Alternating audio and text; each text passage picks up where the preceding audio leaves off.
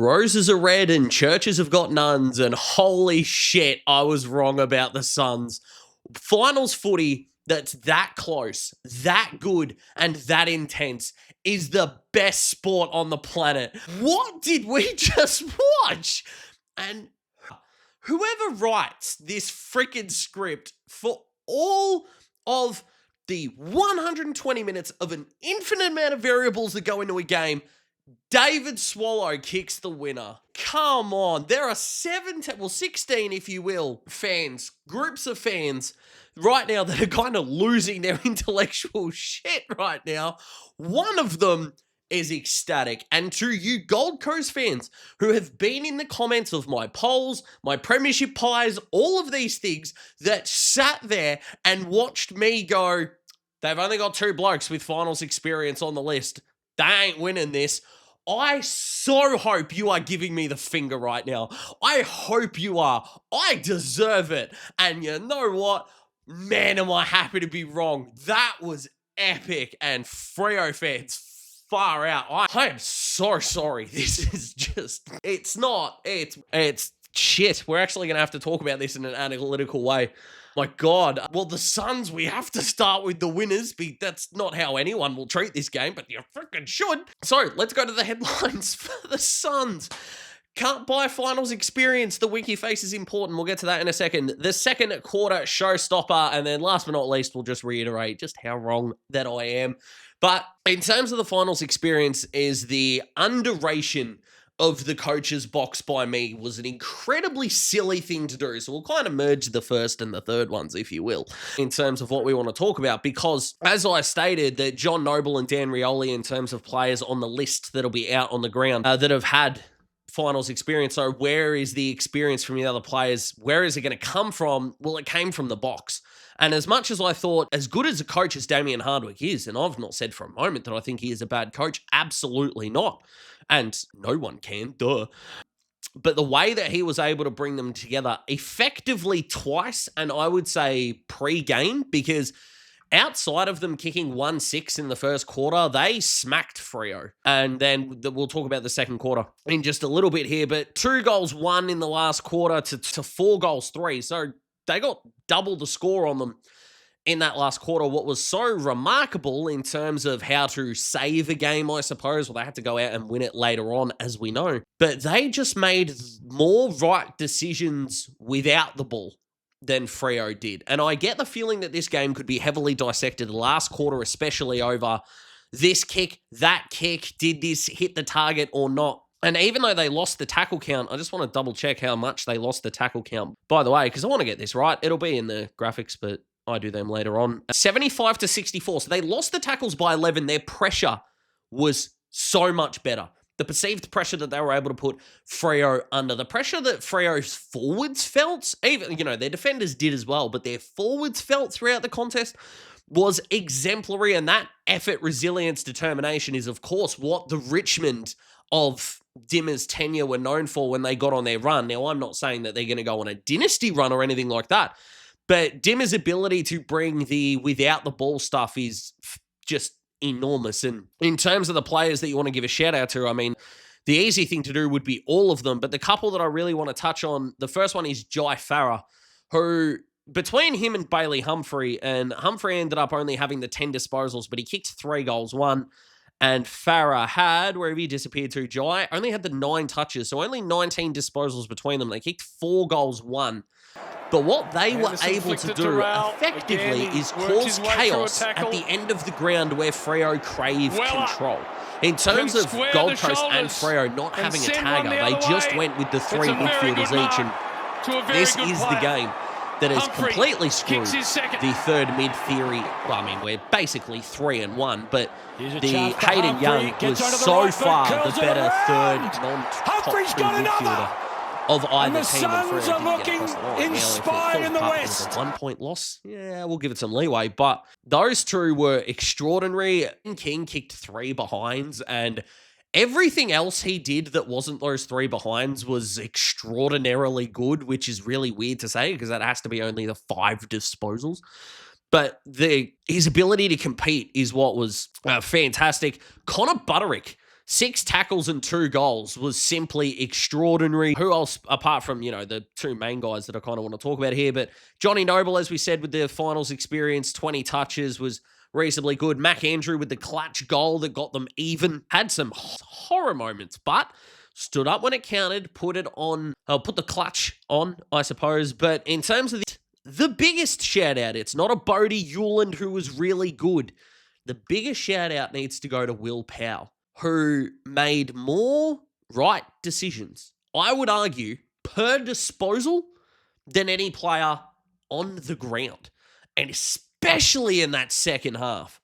But his last quarter was extraordinary. I don't know how well his stats are going to read in the last quarter, actually, so let's check that out. Quarter 4. Man, the AFL app has gotten so much better lately. There you go. So he had 7 disposals. Was that the most for the Suns? Second to Matt Rowell. I mean, who barely counts at this point because he's just going to burrow in and find it. But 7 disposals, 3 marks. He was extraordinary. Alex Davies had a really good last quarter as well.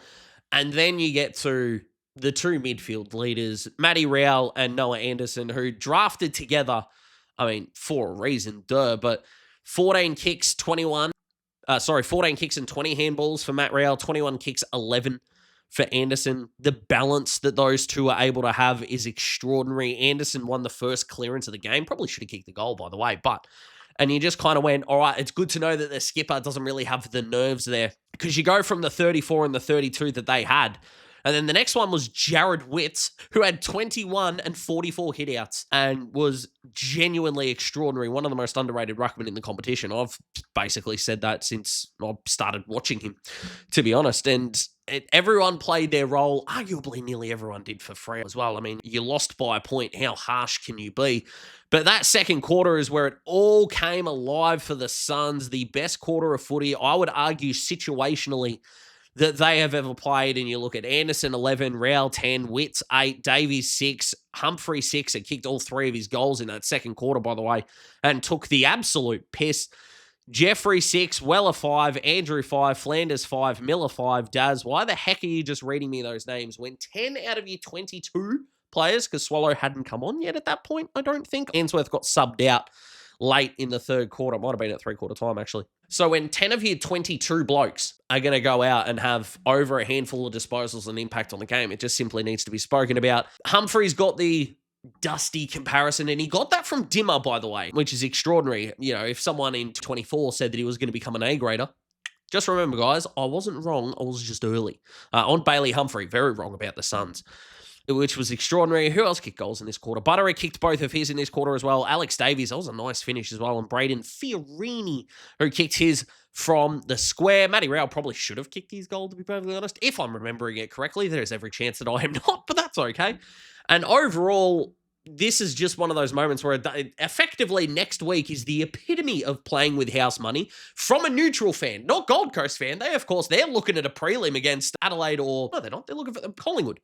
Would be the prelim final. That's what they're looking at, and of course they should be looking at it. I'm not going to stop them from doing that in the slightest, but holy shit. Incredible win, and once again, I don't know how many more times I can say it. I own it. Put my hand up. Daz was wrong, and with the viewing experience that we had, hell yeah, I'll take being wrong, and this will definitely feature in my top 10 worst takes of the year video. However, there is another team that we need to talk about. There are just simply no words that I can offer a Freo fan, and I wouldn't try to patronize you in that way that he's going to make this okay. It just isn't. This is going to burn for a very long time. The headlines, of course, JL is going to be part of the discussion.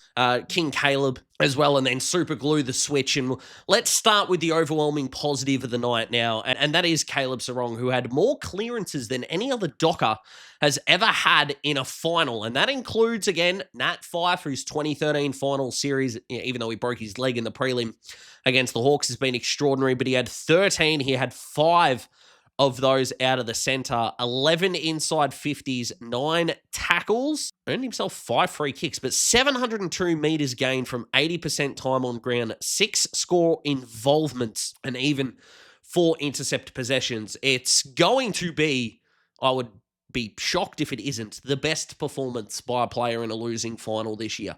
And without having the stats of last year on me just to double check, I would probably surmise that it's been the best for a while. I picked him as my Brownlow pick. He's absolutely not going to win the Brownlow, and I don't mean that in a rude way. I just think in terms of Anderson, I mean, you can put Rowell in there, Dacos, Bailey Smith, these guys. I just think he's going to end up on the precipice of sort of 4th to 8th spot. Happy to be wrong and get that pick right, by the way.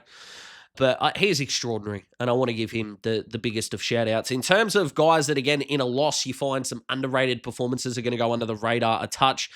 Alex Pearce, who was just enormous in the last quarter. I think he took 5 intercept marks in the last quarter. He was simply extraordinary. Pat Voss kicked his 3, which was nice. Neil Erasmus was amazing. 18 disposals, 6 tackles.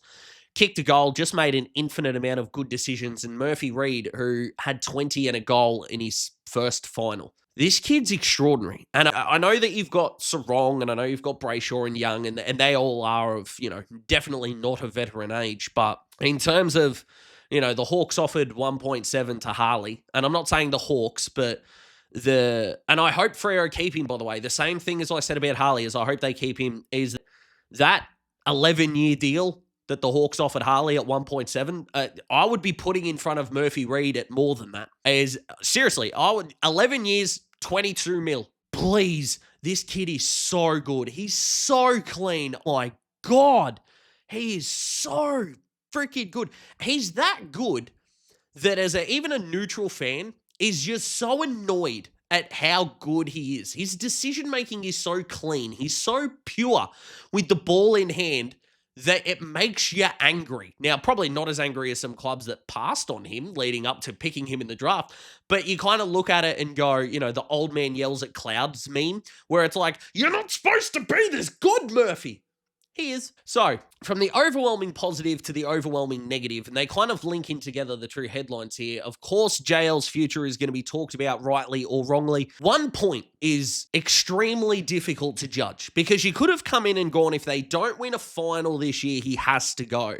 And if you still stick with that, I don't really have an argument against you. I think the argument for it, though, in terms of the barrier that is blocking the Dockers right now, comes with super gluing the switch. Because in the first quarter where they should have been losing, in the second quarter where they got absolutely bitch slapped, that's when they decided to play properly. You look at what they did in the second half, they kicked 7-5 to 3-5, which is all well and good if you discount the first half. But the overlap run was back. The handball was back. They utilized the stand rule, no matter how shit of a rule you think it is, but they used it properly. They got space out the back and still hit up at the ball carrier. Now, they are going to have some nightmares over the small forwards. No one, I think, was more onside on the recruitment of Shea Bolton than I was, because I could see how he could be the cream on the cake. But he had the epitome of an almost night tonight. And by the way, 6 tackles being the most impressive stat of his tonight is actually not great. But 15 and a goal, you would have liked more from him. Outside of Isaiah Dudley's couple of snags, he didn't do a whole lot. Outside of those snags, he only had 3 disposals, which is not great. But stats-wise, most of them look okay. But when it took you sort of getting punched to fight back, like, it's a pretty shit boxing strategy. And when it takes another team taking the piss out of you for you to go, we should change this, instead of it being a game plan. Now, you'd be forgiven for thinking like, right, weren't they just caught on the back foot? Well, A, you're at home in a final, you shouldn't have to be. And B, it's happened too many times now. The Brisbane game where it just never happened. The St Kilda game where it just never happened. And whilst it's a credit to the opposition, it's a credit to the Suns, it's a credit to Brisbane, it's a credit to St Kilda in times where it has happened in the past. At some point, you have to go, once is a fluke, twice is a pattern, and this is now what? The 10th time probably that we can think of that they start slow, monotonous, boring, and then they go, shit, we actually have to go out and win this. The amount of times where you just can't help but think they could have put teams away earlier or at some point eventually was going to come back to bite them. I didn't think it was going to be this game, but it did. Should JL have a job next year? I'm not sure. My instincts say the ruthlessness, if you're going to be ruthless, I think says he has to go. How much rejig could they do in the coaching department to help? I'm not sure. I'm not as in tune with their assistant coaching decisions as of yet. So I think they might have to. I don't know if they will or not. They probably won't. The messaging from the club has been he's probably going to be there next year. But we're starting to get into the Bulldogs territory now of the list is too good for them not to be a contender. And Bevo's got the excuses of depth. I don't think Freo have got that, to be honest. So we'll see. But overall, what a day of footy. As a Hawthorn fan, the win over the Giants, the Box Hill finish, shout out to Bodie Ryan for kicking the goal with 7 seconds left. The Hawks AFLW girls are undefeated, 4-0, and are currently sitting second on the ladder, and that will change because North will win because they always do next week. This, as a spectacle as well, I feel extremely spoiled. Now, tomorrow, guys, is going to be the Premiership High. Yes, a Sunday evening video from Daz. What the hell? And then we lead into the Adelaide and Hawthorn semi-final, as well as the Q Clash. Brisbane taking on the Suns. Last time they played, the Crows got a hold of the Hawks by about 5 goals, and the Suns smacked Brisbane. So that's going to give them a lot of confidence, and what an insanely good midfield battle that is going to be. McCluggage, Dunkley, and Will Ashcroft versus Rowell, Anderson, and probably either Truke Miller or Alex Davies there. That's going to be epic. I can't wait for it. I hope you can't either. Like the video if you like the video, guys. Subscribe to join the Daz Talks Footy family. Thank you so much for watching. Please check out the Hawthorn review or the next video when it comes out. Love you all. Appreciate you heaps. Hope you've had a fantastic weekend, whether your team has played or not. Goodbye.